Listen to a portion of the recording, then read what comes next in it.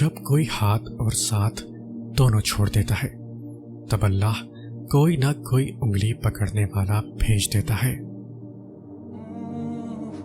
اللہ کے سوا کوئی بھی دل سے خوف اور بے چینی کو نہیں مٹا سکتا۔ یوسف علیہ السلام جانتے تھے سارے دروازے بند ہیں، پھر بھی بند دروازوں کی طرف دوڑ پڑے اور خدا نے ایک ایک کر کے سارے دروازے کھول دیے۔ کبھی اگر لگے کہ تمہارے لیے بھی دروازے بند ہیں تو جان لو کہ تمہارا اور یوسف علیہ السلام کا خدا ایک ہی ہے۔ جب آپ اپنی بات بتانے اور جذبات کی وضاحت دینے میں ناکام ہو جائے تو اس وقت سب کچھ اللہ پہ چھوڑ کر پیچھے ہٹ جانا چاہیے۔ دعائیں اندیکھی ہوتی ہیں لیکن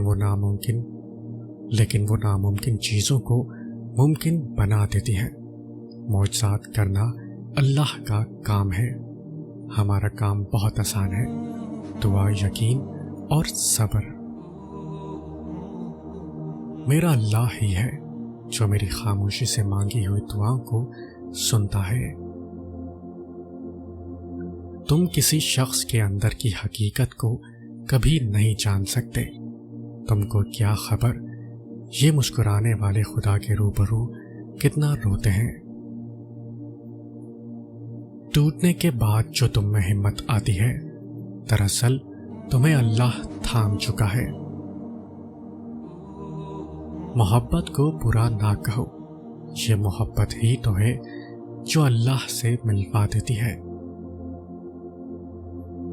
جو خدا رات کے بعد صبح اور گرمی کے بعد ٹھنڈ دیتا ہے وہی خدا پریشانی کے بعد خوشی دے گا۔